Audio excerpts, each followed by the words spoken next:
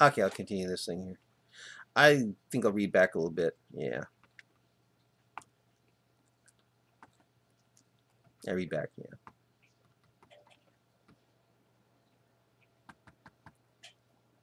Okay.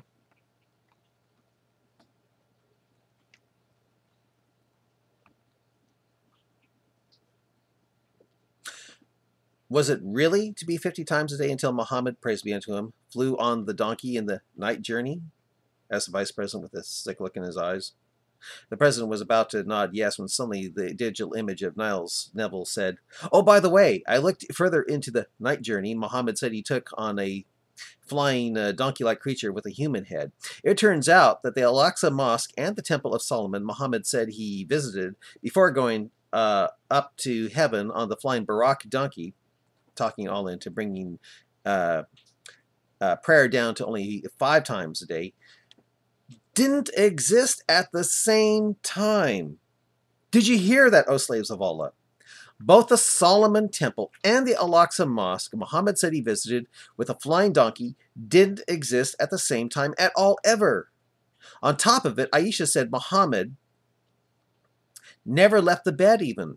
Being the case, it was probably a dream and not something that actually happened like the Sahih correct hadiths have it. Still though, dream or not, I think it's something you should be very grateful for not having to have your patootie up in the air 50 times a day, thanks to Muhammad getting the worship craving Allah to bring it down to only 5 times a day. The vice president looked at the president and asked, with a worried expression in his eyes, the Al-Aqsa Mosque and the Solomon Temple, Muhammad, praise be unto him, said he visited during the night journey didn't exist at the same time? The Homeland Security chief then said, he's just another lying kafir. Just another lying kafir. The president, seeing the camera on him, said in a whisper, I'm not a Bible scholar, but the Temple of Solomon was destroyed by the Babylonians long before Muhammad lived. As a matter of fact, it was rebuilt by Herod. Then it was destroyed again in 70 AD. So apparently he's not a lying kafir. He's not a lying kafir there, at least. He's right. Both structures didn't exist at the same time. That is actually not a lie.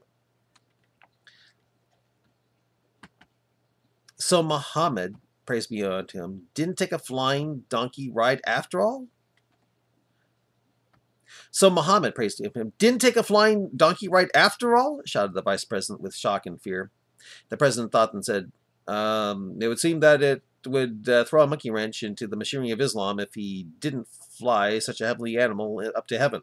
But never heard of parallel universes. Only in science fiction, said the vice president, looking like he was on the verge of a breakdown. Only in science fiction.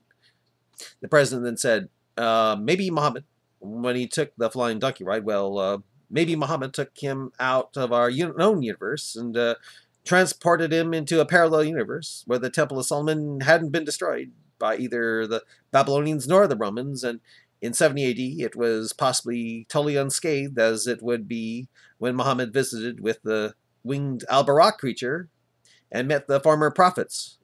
Maybe in this parallel universe, the Al-Aqsa Mosque and the Quran calls it in chapter Surah 17:1, the most distant mosque. Well, maybe the Al-Aqsa in this parallel universe existed with an unscathed Solomon's temple, even though Islam hadn't been established in Jerusalem yet. Maybe in this parallel universe there was never Herod to make it the Temple of Herod. Thus, it remained the Solomon Temple.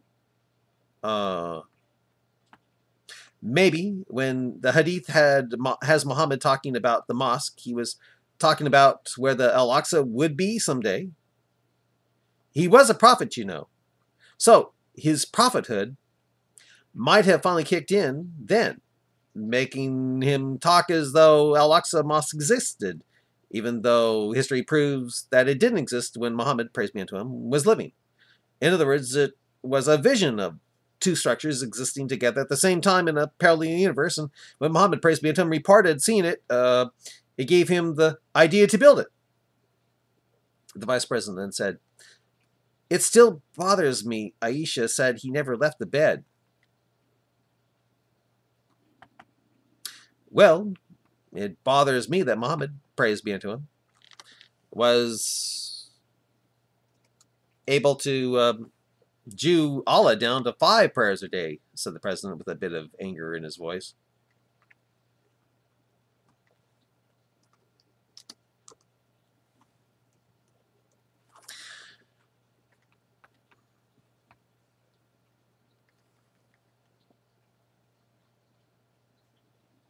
It was probably all planned by Allah beforehand, just to make Muhammad, praise be unto him, look smarter and greater than Allah for some reason, said the Homeland Security chief.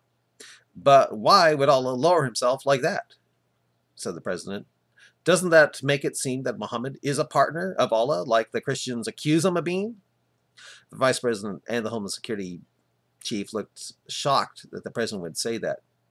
Well, shouted the president. The vice president said, "I'm going to quit being a Sunni and become a Qurani." What? Shouted the president and security chief.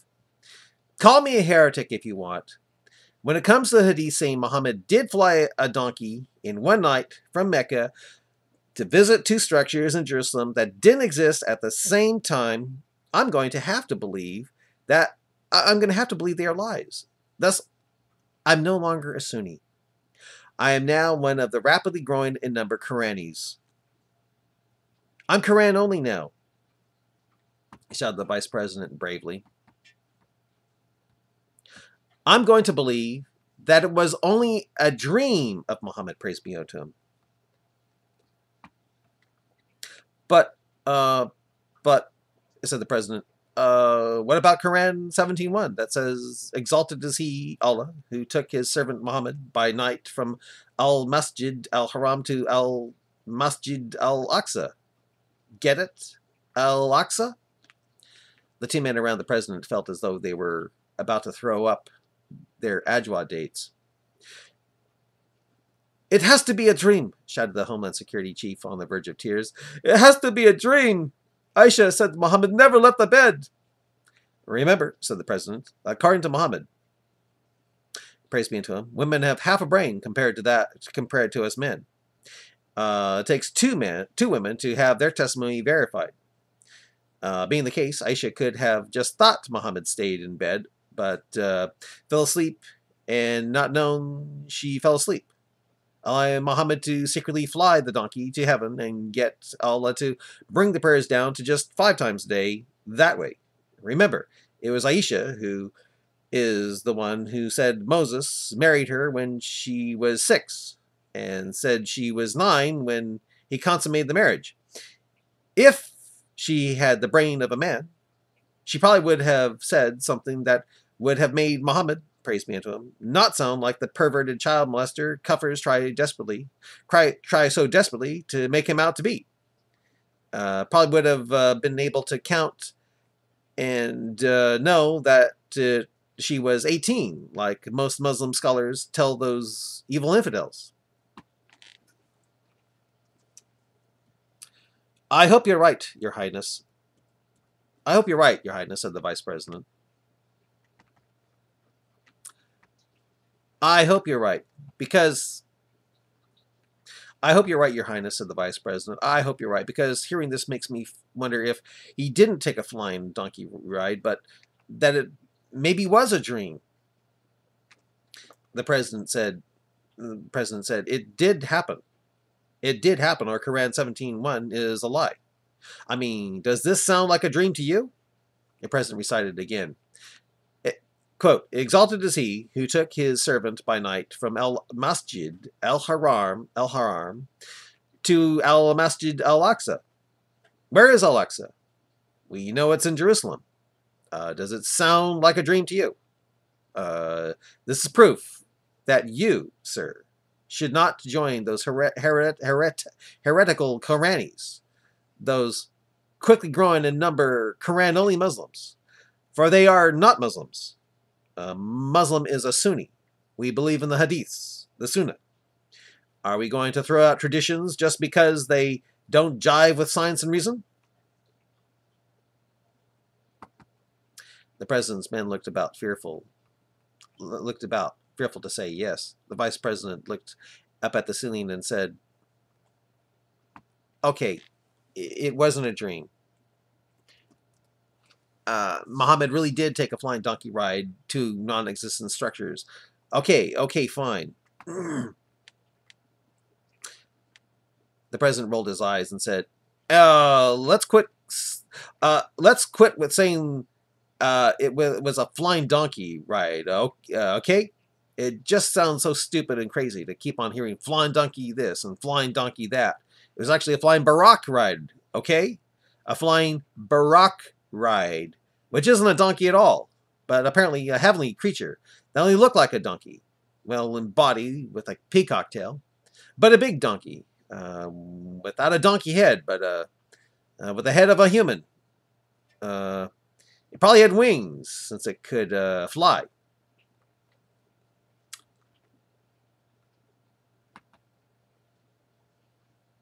The Homeland Security chief broke in and said, wings or not, Your Majesty, such a creature would have to be very fast to fly from Mecca to Jerusalem in only a few short night hours for Muhammad to do and see all the heavenly things he reported in the Sahih correct hadiths. The president said, right. Instead of wings, maybe the Al Buraq used a type of jet. Maybe it was far gassier than me with hummus. And instead of flying like a bird with wings, it actually rocketed Muhammad, praise be unto him, into Jerusalem. You mean with supersonic farting? Asked the vice president, rolling his eyes. Well, how else could he have gotten there in so short a time? Asked the president. It had to be supernatural. It had to be supernatural, said the Homeland Security chief. Muhammad, praise be unto him, would have to have been covered like a pilot in a cockpit, or to have traveled so fast from Mecca to Jerusalem. Man, the wind of such an incredible speed would have blown his eyeballs out. It would be like him hanging on the outside of a fighter jet or a rocket. If he was to make the time he described in the Sahih Hadith to meet up and see all that the Hadith says he saw and did in one night when doing the journey by night, like Quran 17:1 says he did. With that, the vice president said, feeling sick again, it actually makes me think it must have been a dream. And not the way billions of us Sunni Muslims believe it to be, which is an actual event. Does the Hadith ever say it was a dream? Vice President looked up at the ceiling and said, please, all, let it be so. Don't look up when you're doing that, shouted the Homeland. Yeah. Don't look up when doing that, shouted the Homeland Security chief with terror. You never do that with Allah when praying, or you risk having your eyes snatched out or go blind. Really? Asked the vice president. I think I've heard that as well, said the president. The president then said, I don't know if the Hadith says the journey by night was a dream or not. I hope it does. But then there is Quran 17:1, which makes me think it actually happened. Whatever it says, it just goes to show you why we need to get better control of the internet. For stuff like this might get around like a virus and cast out in Allah, praise, and his messenger, praise be unto him, making us look like super crazy idiots for believing in such shit. Doubtful, but you never know. Such crazy idiots for believing in such shit, said the Homeland Security chief with a look of horror in his eyes. The president quickly responded nervously with, and I'm not saying it's super crazy and idiotic shit at all to believe in a creature that would take Muhammad, praise be unto him, to Jerusalem in such a short time either. Don't get me wrong.